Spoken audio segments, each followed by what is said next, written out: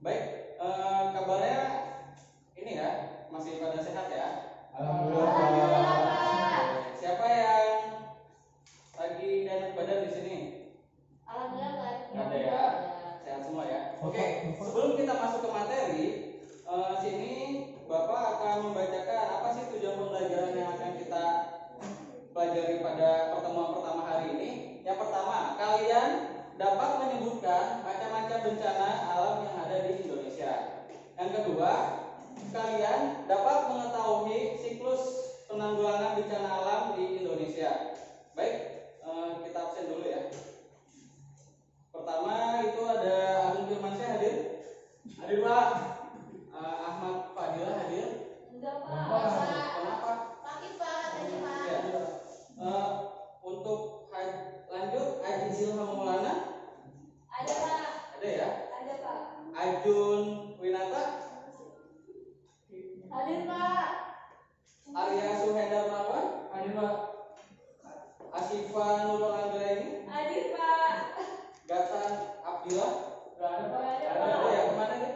Tahu, Ini, belum ada Pak. tahu. Terus lanjut ada Muhammad Reza Aldiansyah. Waduh. Enggak. Itu udah kemarin nggak masuk kali itu. Iya. Masuk ya. Terus ada Muhammad Hussein Al Fatir. Sama juga itu, Pak. Itu sama namanya. Oh, banyak yang nggak masuk hari ini ya. Oke, jadi dua orang yang tidak hadir pada hari ini.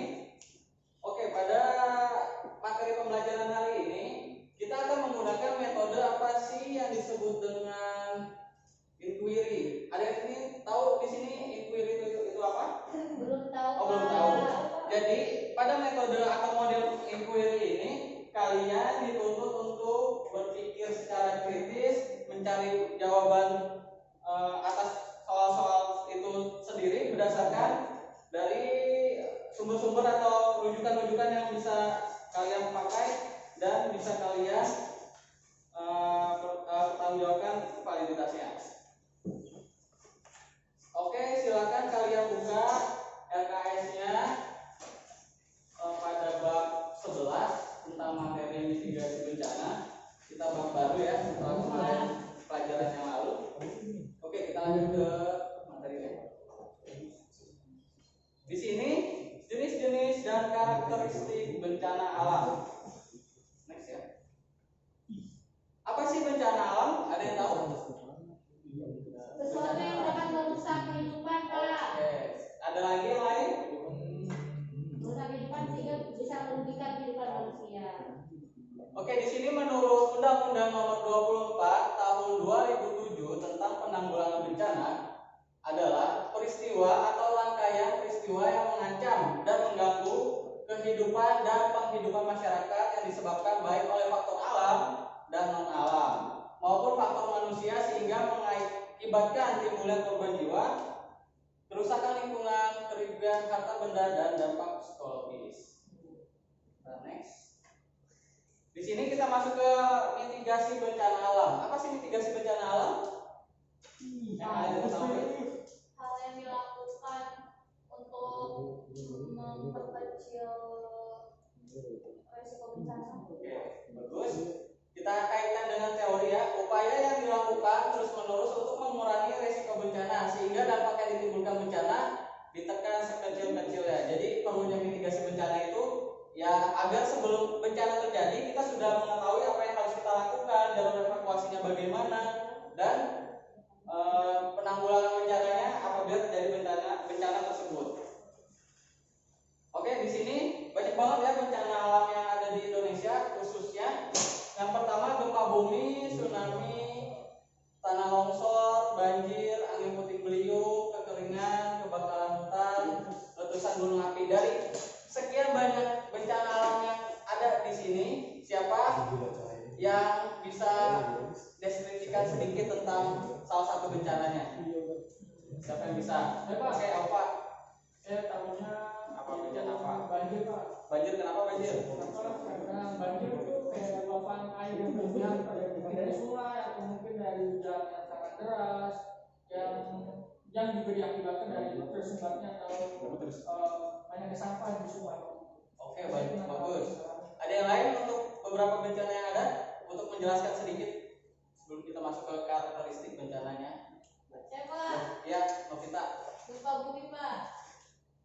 Kenapa gempa bumi? Gempa bumi pengertiannya kan Pak? Iya, pengertiannya. Itu bencana yang menimpa di suatu daerah. Nah itu mulainya dari tingkat rendah hingga tingkat tertinggi Pak. Dan itu sangat membahayakan. Itu sama seluruh bencana alam itu sangat merugikan banyak, khususnya manusia dan kehidupan hewan dan lain-lainnya. Oke, di sini masuk kita ke karakteristik. Untuk gempa bumi, bergetarnya lapisan kulit bumi tidak dapat diprediksi. Terdapat gempa vulkanik dan tektonik. Siapa yang bisa jelaskan apa sih perbedaan antara vulkanik dan tektonik? Saya Pak. Ya, Eta. Kalau setahu saya gempa vulkanik itu yang disebabkan oleh kegiatan yang dilakukan oleh gunung berapi Pak, vulkanisme. Terus yang tektonik? Tektonik adalah gempa yang disebabkan oleh pergeseran lempeng bumi Pak. Ya. Terus selanjutnya dapat menyebabkan tanah longsor, kebakaran, bahkan tsunami. Jadi gempa bumi ini bisa berakibat ke beberapa bencana alam lainnya, yaitu bahkan tsunami dan kebakaran tanah longsor. Dampak langsungnya kerusakan dan korban jiwa. Siapa di sini yang tahu kejadian terakhir itu di mana sih gempa bumi yang ada di Indonesia? Di mana? Di Palu. Oke, di Palu. Palu dan Donggala. Di Palu dan Donggala ya. Oke, lanjut ya. Oke, lanjut letusan gunung berapi. Di sini dapat diprediksi. Terus bahaya langsungnya aliran lava, abu panas, guguran batu pijar, lontaran batu, lahar letusan dan gas beracun. Bahaya tidak langsungnya lahar dingin dan longsoran gunung api. Mengapa sih Indonesia itu sering terjadinya gunung berapi, gunung meletus, bencana gunung meletus? Kenapa ya, Ica? Karena Indonesia itu termasuk ke dalam jalur ring of fire. Iya. Jadi, itu salah satu yang menyebabkan Indonesia itu mempunyai banyak gunung api dan gunung yang masih aktif, dan kemungkinan besar nanti sewaktu-waktu bisa menimbulkan apa yang disebut dengan letusan gunung api. Oke, next. Lanjut ke tsunami sekarang. Karakteristik gelombang tinggi atau besar yang menghantam daerah pantai dan pesisir terjadi akibat gempa bumi dasar laut, dapat diprediksi memiliki tinggi, panjang, dan gelombang arah tertentu. Terakhir kita pernah terjadi namanya bencana alam tsunami di mana ya? Palu Pak. Di Palu ya. Iya. Itu yang tadi saya bilang di awal, pada gempa bumi dapat mengakibatkan tsunami apabila titik terjadinya gempa itu di dasar laut dan menyebabkan pergeseran lempeng yang menyebabkan terjadinya bencana tsunami. Oke, lanjut. Di sini siapa yang suka buang sampah sembarangan? Kalian tahu nggak dari kalian buang sampah sembarangan akan mengakibatkan bencana apa? Kira-kira di Indonesia daerah mana sih yang sering terjadinya banjir? Jakarta. Ya. Bekasi. Nah, kira-kira pada bulan-bulan apa sih terjadinya banjir? Pada bulan Desember Januari Pak. Pada Januari ya. Apa sih yang mengakibatkan terjadinya banjir?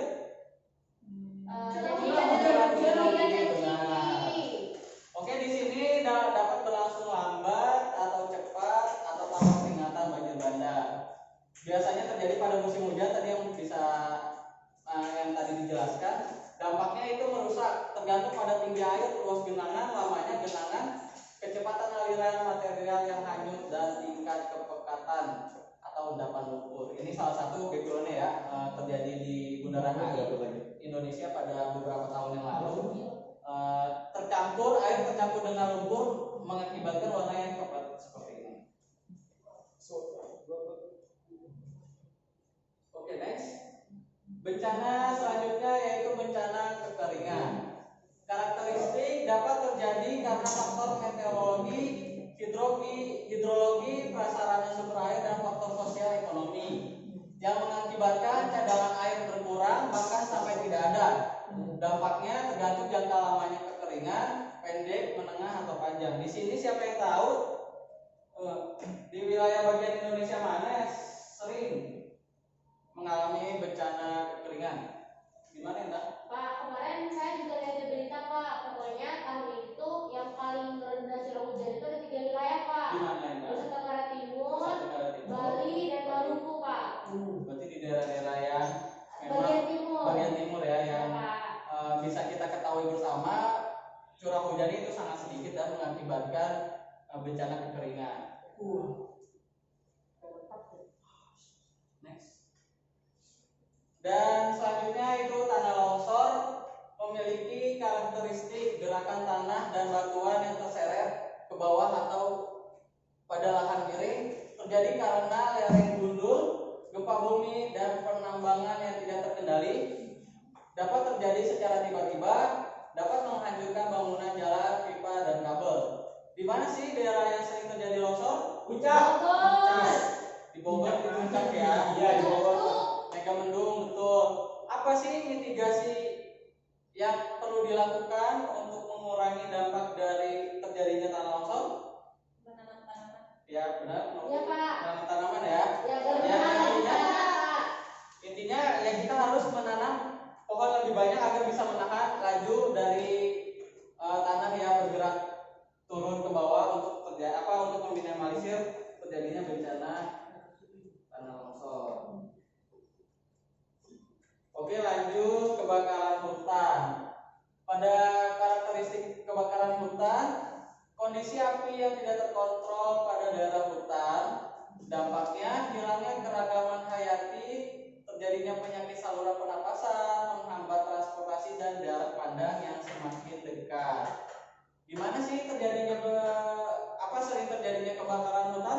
Biasanya di Riau Pak. Di Riau ya. Iya, di Riau. Di Kalimantan juga ya. Iya Pak. Nah, itu diakibatkan karena titik api yang terjadi pada pohon. Karena kita ketahui bersama, Kalimantan itu adalah sebagai paru-parunya dunia, dan di sana terdapat banyak-banyak pohon dan jenis-jenis pohon yang dapat mengakibatkan terjadinya kebakaran hutan apabila tidak langsung tanggap untuk penanganannya. Lanjut, angin puting beliung. Angin puting beliung mempunyai karakteristik angin berputar dengan kecepatan 60 sampai 90 km per jam. Dapat berlangsung selama 5 sampai 10 menit. Terjadi akibat perbedaan tekanan sangat besar. Gejala utama, udara terasa panas, terdapat awan cumulus dan cumulonimbus. Di antara awan cumulus, ranting pohon dan daun-daun bergoyang cepat. Dampaknya kerusakan bangunan. Pernah nggak sih kita terjadinya bencana angin puting beliung? Benar. Gimana? Di Bekasi ya. Anginnya sangat besar, sangat kencang sehingga menyebabkan angin puting beliung, dan ada hubungannya dengan peristiwa yang kita ketahui bersama itu La Nina ya.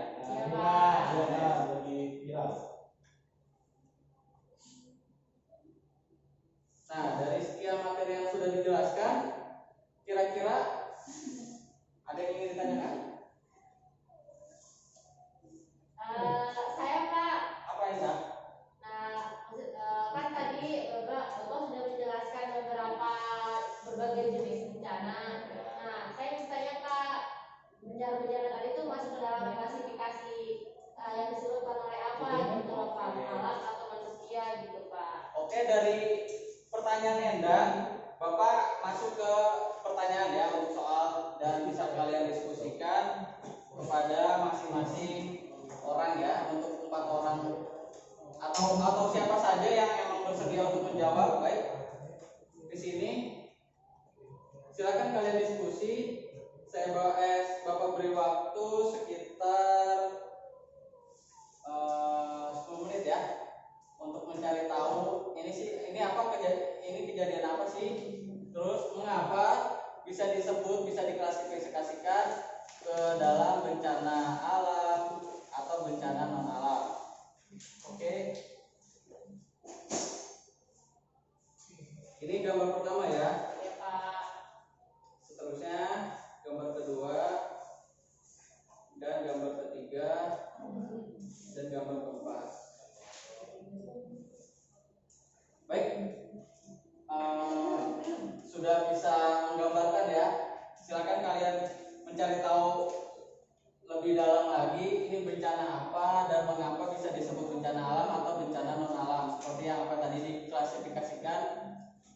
pada slide yang awal tadi.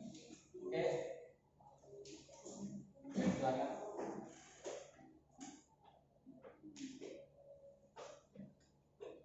Berarti boleh kita yang pilih, Pak. Boleh. Yang penting harus ada 4 orang yang bisa menjelaskan apa saat ini masing-masing bencananya dan mengapa sih alasannya bisa menyebutkan bencana itu alam atau disebabkan oleh non alam. Oke, bisa dilihat lagi gambarnya. Gambar pertama itu ini, gambar yang kedua ini, gambar yang ketiga ini, gambar yang keempat ini.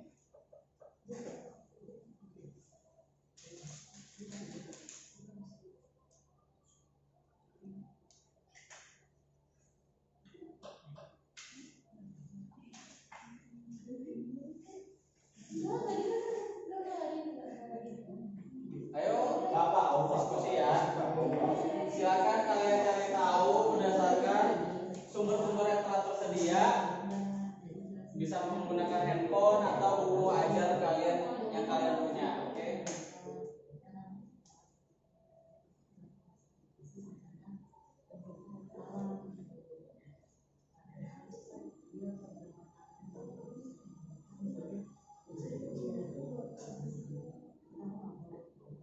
Ayo Agung.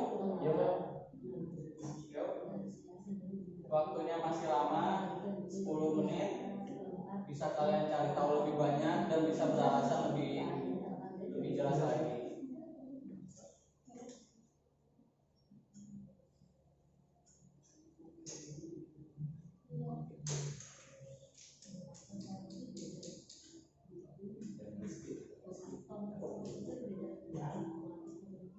Untuk mengisi jawabannya bisa kalian isi di lembar MKS ya, halaman 58. Nanti hasil dari apa yang kalian isi beserta alasannya nanti dikumpulkan ya. Oke, Pak. Setelah pelajaran selesai dan nanti bisa saya nilai. Ini individu satu ya, individu seluruhnya harus mengerjakan dan pilih salah satu untuk menjelaskan apa saja. Tapi satu individu harus mengerjakan seluruhnya. Baik, waktunya habis. Siapa yang bisa menjelaskan gambar pertama? Bencana apa ini ya? Maju dong ke depan. Menjelaskan bencana apa ya ini? Ini bencana yang disebabkan oleh alam atau non alam ya? Terus apa alasannya bisa disebut alam atau non alam? Alasannya? Ini bencana apa ya? Cluenya saya kasih dulu deh. Indonesia itu sedang terjadi namanya pandemik yang kita sebut bersama itu virus COVID-19 atau bisa dibilang virus corona. Nah, bencana ini itu diklasifikasikan bencana alam atau non alam ya. Dan apa alasannya? Yuk, ya aku. Pas kok Yuk, aku maju Pak. Ya udah di situ deh. Gak apa-apa. Maju aja deh biar kelihatan teman-temannya. masyarakat kok. Yuk. Beda aja suka diragukan. Kalau menurut saya yang saya baca Pak, ya kalau ini non alam, Kenapa non alam? karena ya kalau yang saya baca berita Iya. itu ini belum sepenuhnya dibuktikan bahwa kalau ini itu alam. Jadi kayak masih ada yang bilang kalau ini adalah ulah tangan manusia.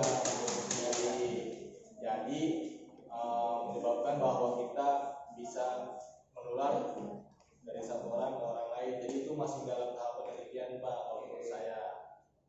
Oke, makasih Agung. Bapak luruskan ya, ini adalah namanya bencana alam, bencana non alam yaitu virus corona yang sedang kita alami dari bulan Maret sampai sekarang dan belum tahu kapan kita bisa selesai karena seperti yang kita ketahui bersama akan selesai apabila terdapat vaksin yang bisa disuntikan ke seluruh masyarakat. Oke, ini ada yang bisa jelaskan? Ya, Ica, silakan. Itu kan dari gambarnya Ya, terjadinya bencana letusan gunung Dapi. benar. Nah itu disebabkan karena adanya pergerakan magma di bawah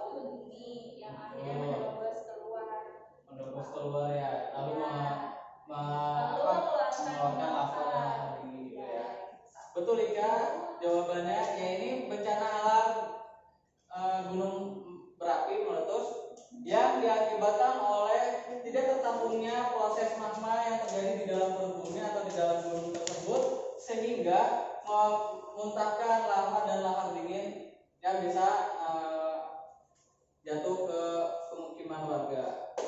Dan ini ada yang bisa tahu? Saya Pak. Ya, benar.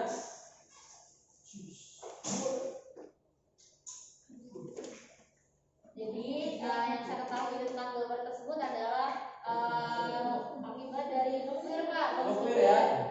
Nah, nuklir ini adalah sebuah senjata yang dimana bahan bakarnya adalah reaksi nuklir. Jadi dia adalah senjata pemusnah dahsyat gitu. Pemusnah dahsyat. Dimana senjata nuklir ini hanya baru 2 kali pernah dipakai oleh negara-negara sepanjang masa. Salah satunya pada saat pengeboman Nagasaki dan Hiroshima oleh Amerika Serikat pada tahun 1942. Terima kasih Pak. Jadi dia masuk dalam bencana dan alam Pak, yang disebabkan oleh manusia. Oke, makasih ya. Kita lanjut. Ini penjelasannya ya itu tadi yang saya sebutkan bahwa terjadi pada 2 kota besar di Jepang pada Perang Dunia Kedua, itu kota Hiroshima dan Nagasaki. Oke, yang terakhir saya Pak bencana longsor. Iya, Pak. Ngomong begitu. Ya, Pak bisa menjelaskan ini bencana apa? Itu bencana longsor Pak. Bencana longsor. Ya. Kenapa bisa disebut longsor ini bencana longsor? kita lihat dari apa ya? Mungkin curah hujan yang tinggi juga Pak. Hujan yang tinggi, menimpa, tanah atau lereng-lereng yang ada di perbukitan yang sudah mungkin apa ya?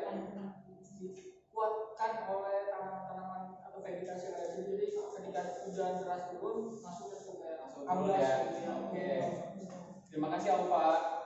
Saya memutuskan bahwa terjadinya bencana longsor itu disebabkan oleh gundulnya atau kemiringan lereng yang sangat miring sekali sehingga menyebabkan apabila terjadinya hujan yang sangat lebat dengan hujan yang curah yang sangat tinggi, maka menyebabkan curah hujan yang tekanan pada lahan yang tidak bisa dikendalikan. Oke, yang tadi kalian jelaskan itu ada jenis-jenis bencana yang tadi disebutkan benar. Ada gempa bumi, ada letusan gunung api, ada tsunami, ada banjir, ada kekeringan, ada tanah longsor, kebakaran hutan, dan angin topan. Yang selanjutnya itu disebabkan oleh non alam, ada epidemi, ada gagal teknologi termasuk nuklir tadi, ada gagal modernisasi dan wabah penyakit, dan bisa digabungkan dengan pandemi yang terjadi pada saat ini. Oke, selanjutnya itu bencana sosial. Bencana sosial itu terjadi karena teror atau terjadi karena konflik sosial. Yang terakhir materinya yaitu tentang siklus bencana alam. Jadi siklus bencana alam itu ada 3. Ada yang bisa disebut dengan pra, ada yang bisa disebut dengan bencana, ada yang bisa disebut dengan pasca bencana. Apa sih pra? Nah, pra itu sebelum ya.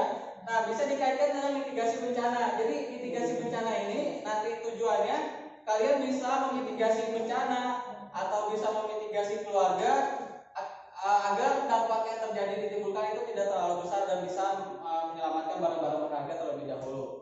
Yang kedua itu pasca bencana. Apabila kalian ingin menjadi relawan, maka wajib untuk menolong apabila salah satu daerah yang mungkin terdampak bencana pada saat itu, kalian bisa tolong, kalian bisa menjadi relawan, kalian bisa menjadi dokter di sana atau enggak relawan-relawan yang lain yang mungkin dibutuhkan di sana untuk menanggulangi bencana terjadinya bencana. Yang ketiga itu tentang pasca ini mungkin itu tentang rekonstruksi apabila terjadinya bangunan yang hancur yang bisa dilakukan oleh pemerintah daerah atau pemerintah pusat untuk memperbaiki atau untuk menyelesaikan apa yang emang rusak yang terjadi akibat dampak dari bencana. Bencana itu terjadi. Oke. Nanti di akhir kalian silakan kumpulkan lembar kerja peserta yang tadi sudah diisi untuk saya nilai, dan di sini siapa yang ingin menjelaskan atau menyimpulkan pelajaran pada hari ini? Saya Pak. Ya, Hendra. Silakan simpulkan. Kan kita sudah belajar tentang bencana gitu, di mana terjadi kerusakan yang bisa menimbulkan korban jiwa dan kerugian. Terus lanjut lagi mitigasi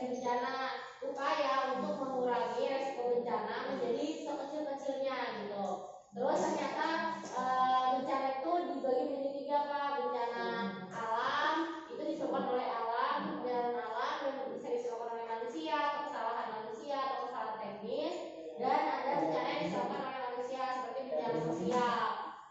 Gitu Oke. Pak. Jadi itu pasti Oke, ada cukup ya. Selanjutnya kesimpulannya dari saya intinya jaga lingkungan agar tidak terjadi dampak bencana yang sangat besar. Di sini ada berbagai jenis bencana alam dengan karakteristiknya masing-masing yang wajib kita ketahui untuk mitigasi bencana alam. Sekian. Oke, sekian pelajaran yang bisa saya sampaikan pada pertemuan pertama hari ini. Sebelum kita mengakhiri pelajaran, silakan untuk berdoa dulu. Doa ya guys ya. Oke teman-teman, sebelum mengakhiri pelajaran pada hari ini, maka kita berdoa untuk yang masing-masing. Mulai. Doa selesai. Baik, sekian dari materi Bapak hari ini. Kurang lebihnya mohon maaf.